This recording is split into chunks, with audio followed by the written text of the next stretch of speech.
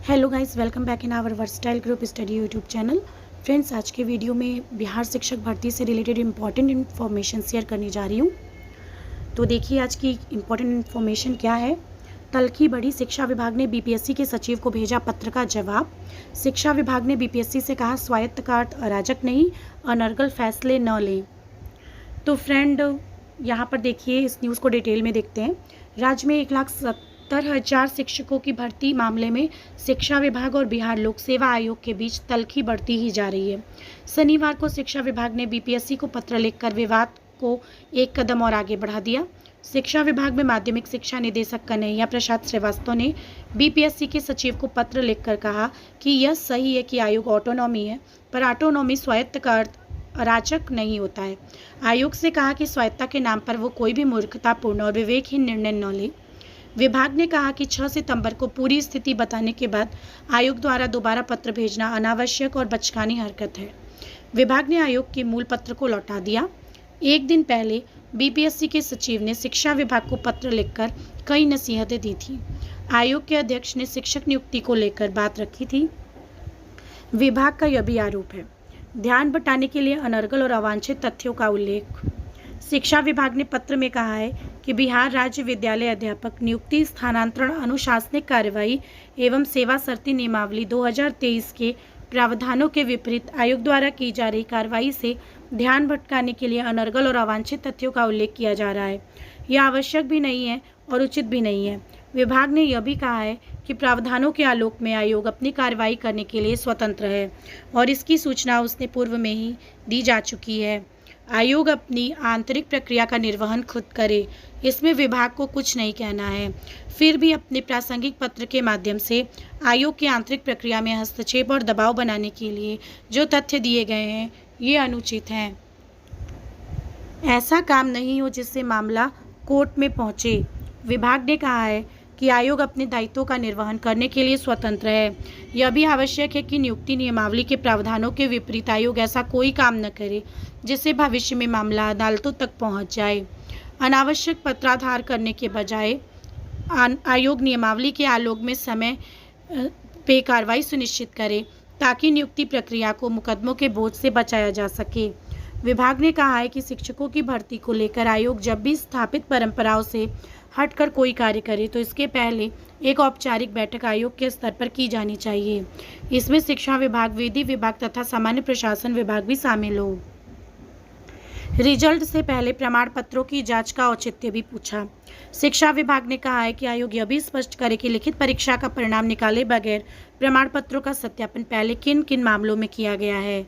शिक्षकों की नियुक्ति के संबंध में प्रशासनिक विभाग, शिक्षा विभाग और संबंधित नियमावली में कई जगह लिखा है कि परीक्षा के विभिन्न पहलुओं पर प्रशासनिक विभाग से चर्चा कर काम किया जाएगा। क्या है विवाद? दरअसल बीपीएससी ने 1,70,000 शिक्षकों की भर्ती प्रक्रिया में पहली बार लिखित परीक्षा के पहले अभ्यर्थियों के प्रमाण पत्र जांचने का फैसला लिया था। इस काम के लिए शिक्षकों को लगाया गया था।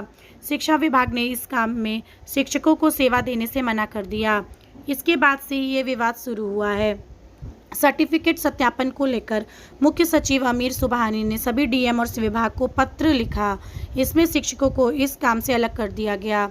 इसके बाद बीपीएससी ने शिक्षा विभाग को पत्र लिखा जिसमें दबाव आदि का जिक्र किया गया। पत्र में कहा गया कि आयोग ऑटोनोमस है, कोई इसे हिदायत देने की कोशिश न करे। इसके जवाब में शिक्षा विभाग ने आयोग को पत्र लिखकर मूर्खतापूर्ण निर्णय नहीं लेने को कहा। तो फ्रेंड, इस तरीके से हम लोग देख रहे हैं कि शिक्षा विभाग और बिहार लोक सेवा आयोग बीपीएससी के बीच में तनाव बढ़ता जा रहा है। तो फ्रेंड, अपने ईगो को दरकिनार करते हुए उन लोगों को आपस में बैठ करके एक राय, सर्वसम्मति से निर्णय ले लेना चाहिए ताकि ये जो शिक्षक नियुक्ति की प्रक्रिया है वो सुचारू रूप से आगे बढ़ सके, आगे चल सके। क्योंकि फ्रेंड, इन सबों में क्या है, उनकी ये जो आपस की तकरार है उसके क्या होगा कि बिहार की जो शिक्षक भर्ती हो रही है उसको ही सबसे ज़्यादा उसमें जो कैंडिडेट अपीयर हुए हैं या जो कैंडिडेट सेलेक्ट होने वाले हैं उनको नुकसान होगा। तो फ्रेंड, उन लोगों को आपस में एक मीटिंग कर लेनी चाहिए, बीपीएससी चेयरमैन को और शिक्षा विभाग के अध्यक्ष को, और साथ में एक राय मशवरा बना लेना चाहिए। और अगर फ्रेंड वहाँ के शिक्षक अगर को मतलब कि शिक्षकों को किस तरीके से ट्रीट करना है उनको, क्योंकि पूरा विवाद इसी पर बेस्ड है कि जो शिक्षा विभाग के शिक्षक हैं वो डॉक्यूमेंट वेरिफिकेशन नहीं करेंगे। शिक्षा आयोग ये चाहता है, बीपीएससी चेयरमैन ये चाहते हैं कि वही डॉक्यूमेंट वेरिफिकेशन करें। तो फ्रेंड कि ये जो शिक्षक भर्ती है ये बहुत लंबे समय तक तो नहीं चलने वाली है। हाँ, कुछ दिनों में, चंद दिनों में ये शिक्षक भर्ती लोगों को नियुक्त करने के बाद ये शिक्षक भर्ती ख़त्म ही हो जाएगी फ्रेंड। और आप लोग देखते हैं कि 2-2, 3-3, 4-4 साल में एक बार शिक्षक भर्ती आती है। तो इस तरीके से जो भी थोड़े बहुत ईगोज़ हैं उन लोगों के आपस में, या कुछ मुद्दे हैं जिसमें सर्वसम्मति से राय नहीं बन पा रही है, तो इन लोगों को आपस में मीटिंग करके इन मुद्दों को जल्दी से सॉर्ट आउट कर लेना चाहिए, ताकि ये शिक्षक भर्ती प्रक्रिया जो है वो सुचारू रूप से आगे कंटिन्यू हो सके और कैंडिडेट को, जो इसमें कैंडिडेट को कोई दिक्कत ना हो। क्योंकि कैंडिडेट देखिए फ्रेंड दूर दूर जगहों से आते हैं, वो इतनी दूर दूर से यात्रा करके अलग अलग प्रदेश से आ रहे हैं। तो बिहार राज्य को तो केवल ये कार्य करना चाहिए कि जो दूसरे राज्य के कैंडिडेट हैं या बिहार राज्य के खुद के कैंडिडेट हैं उनको किसी तरह की दिक्कत ना हो, आपसी तकरार का असर उन बच्चों के भविष्य पे ना देखने को मिले। तो फ्रेंड इस चीज़ को बहुत जल्दी सॉर्ट आउट करने की आवश्यकता है। और नेक्स्ट न्यूज़ जो है वो ये है कि बीपीएससी के चेयरमैन अतुल प्रसाद जी का एक ट्वीट आया है सामने। उन्होंने 2 ट्वीट किया है। पहला ट्वीट आप लोग देख रहे हैं। इस ट्वीट में उन्होंने क्या कहा है कि टीआरई कैंडिडेट की कुछ क्वेरीज है रिगार्डिंग द सब्जेक्ट कॉम्बिनेशन, यानी सब्जेक्ट कॉम्बिनेशन को लेकर के, एलिजिबिलिटी कंडीशंस को लेकर के, सर्टिफिकेट वैलिडिटीज को लेकर के, या फिर कोई और दूसरी क्वेरीज हैं जो उन्हें कंफ्यूज किया हुआ है। तो सबसे पहले उन्होंने लिखा है they should first go through the advertisement carefully and if still not clear they should contact the education BPSC office for clarifications। तो फ्रेंड उन्होंने ये कहा है कि सबसे पहले ये क्या करें कि एडवर्टाइजमेंट को सावधानी पूर्वक वो रीड करें, पढ़ें, उन्हें पढ़ना चाहिए। उसके बावजूद अगर उन्हें क्लियर नहीं हो पाता तो वो एजुकेशन या बीपीएससी ऑफिस जाएं, वहाँ पे उन्हें क्लैरिफिकेशन दे दिया जाएगा। तो फ्रेंड आशा करती हूँ इस ट्वीट का मतलब तो आप लोगों को समझ में आ गया होगा। नेक्स्ट ट्वीट है जिसको लेकर के बहुत ज़्यादा सोशल मीडिया पे खींचतान और विवाद और भ्रम बना हुआ है, जो कि ये ट्वीट आपको दिख रहा है। Appearing seated B Ed ETC candidates in TRE will be provided adequate time as much as possible to furnish results of their exam to prove their eligibility। तो फ्रेंड पहले इस ट्वीट को समझ लेते हैं। उन्होंने ट्वीट करके जानकारी दी है कि जो भी सीटेड बीएड ETC लगाया है फ्रेंड, और भी जैसे DLED अपीयरिंग भी हो सकते हैं या कोई और नेसेसरी डिग्री इसमें मांगी गई थी टीचर रिक्रूटमेंट एग्जाम में, तो उसके अपीयरिंग कैंडिडेट्स इन TRE यानी टीचर रिक्रूटमेंट एग्जाम में जितने भी अपीयरिंग कैंडिडेट हैं उनको एडिक्वेट टाइम यानी प्रॉपर टाइम प्रोवाइड किया जा रहा है। बीपीएससी आयोग की तरफ से प्रॉपर टाइम दिया जाएगा एज मच एज पॉसिबल, यानी जितना पॉसिबल होगा, to furnish result of their exam to prove their eligibility, यानी कि जब तक उनके एग्ज़ाम का रिज़ल्ट नहीं आ जाता और वो अपनी योग्यता साबित नहीं कर देते तब तक उनको जितना संभव हो सकेगा उतना टाइम दिया जाएगा। ऐसा उन्होंने इसलिए लिखा है फ्रेंड क्योंकि सबसे पहले अतुल प्रसाद जी ने ही कहा था अपने पहले एग्ज़ाम स्टार्टिंग के कि ये जो अपीयरिंग कैंडिडेट हैं अगर उनका रिज़ल्ट जो है डॉक्यूमेंट वेरिफिकेशन की डेट तक नहीं आ जाता तो उस समय तक क्या होगा, अगर डॉक्यूमेंट वेरिफिकेशन तक नहीं आएगा तो ये इनवैलिड हो जाएंगे या ये जो चयन प्रक्रिया उससे बाहर हो जाएंगे। लेकिन अभी उन्होंने टाइम दे दिया है क्योंकि आप लोग देख रहे हैं बिहार DLED कैंडिडेट, बहुत सारे अपीयरिंग कैंडिडेट भी इसमें PRT में भाग ले लिए थे, लेकिन उनका अभी PRT का रिज़ल्ट नहीं आया है फ्रेंड। ऐसे बहुत सारे अभ्यर्थी हैं जिनका अभी सीटेड अपीयरिंग, अभी सीटेड का रिज़ल्ट नहीं आया, या बीएड अपीयरिंग होंगे उनका बीएड का रिज़ल्ट नहीं आया। तो इस ट्वीट को मिसगाइड करके जितने भी अभ्यर्थी हैं वो कन्फ्यूज़न की स्थिति में है कि उन्होंने सीटेड बीएड किसके लिए कहा है, क्या ये ट्वीट जो है वो PRT कैंडिडेट्स के लिए है।